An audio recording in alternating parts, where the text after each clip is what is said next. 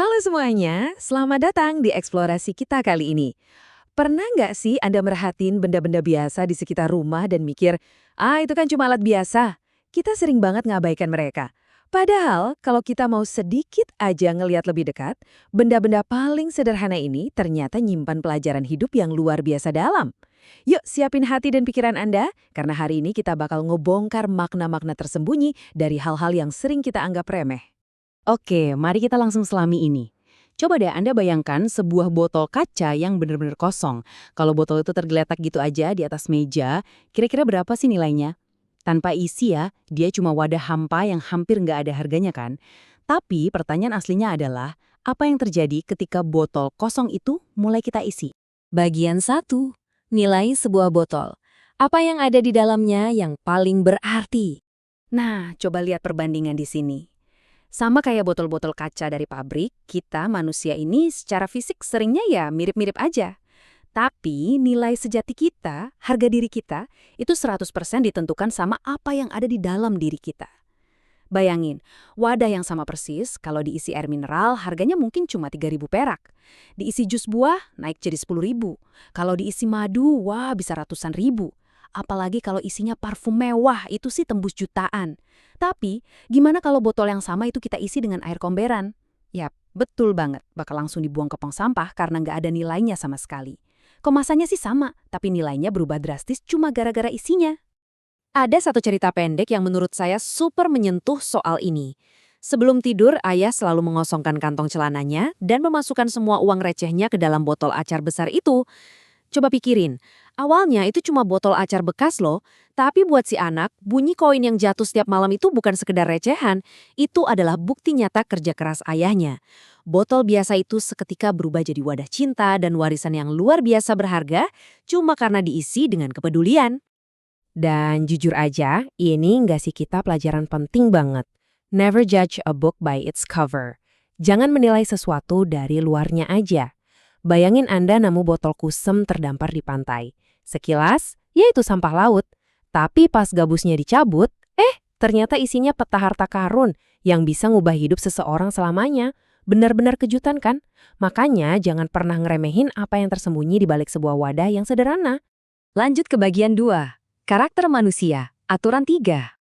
Kalau kita ibaratkan diri kita ini sebagai botol dan isinya adalah karakter kita, nah, mau kita isi apa nih wadah kehidupan kita? Sebenarnya ada 3 hal paling berharga yang bisa kita masukin. Kasih sayang, cinta, dan kebaikan. Ini ibarat parfum mewah dan madu yang harus terus kita tuangkan tiap hari. Kadang kita gampang banget ya menuhin hati sama penyesalan masa lalu atau rasa takut soal masa depan. Tapi ingat, kalau wadah kita udah kepenuhan sama penyesalan, kita literally nggak bakal punya ruang tersisa buat rasa syukur hari ini. Jadi, poin krusialnya ada di kontras tajam yang bisa Anda lihat di sini.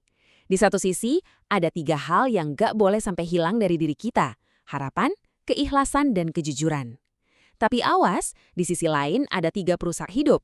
Amarah, keangkuhan, dan dendam. Kalau Anda biarin amarah dan sombong masuk ke hati, wah, itu efeknya persis kayak nuangin air comberan ke dalam botol tadi. Nggak peduli sebagus apa penampilan luar Anda, sifat-sifat itu bakal ngerusak nilai bawaan Anda dari dalam. Pastinya, punya hati yang baik itu luar biasa.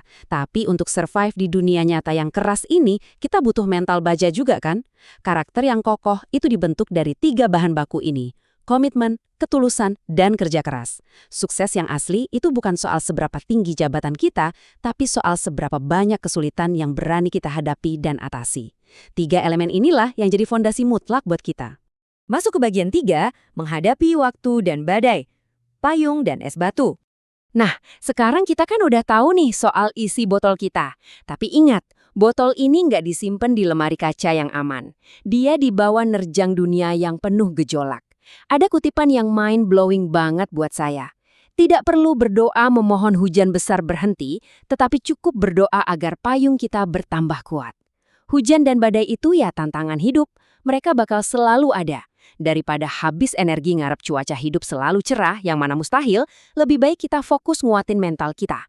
Kita harus perkuat payung kita.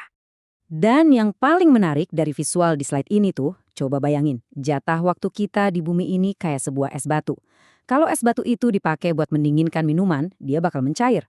Kalau cuma ditaruh di meja, didiemin, nggak dipakai apa-apa, tetap aja mencair. Waktu kita itu bakal terus habis tanpa ampun. Nggak peduli kita pakai buat hal yang bermanfaat atau cuma kita buang-buang gitu aja. Dan gara-gara es batu, kehidupan kita ini terus mencair detik demi detik. Ada 3 hal yang sifatnya one way ticket. Nggak bakal pernah bisa balik lagi. Waktu, ucapan, dan kesempatan. Sekali waktu itu lewat, sekali kata-kata tajam keburu keluar dari mulut kita, atau peluang emas lepas gitu aja, boom, udah nggak bisa ditarik lagi.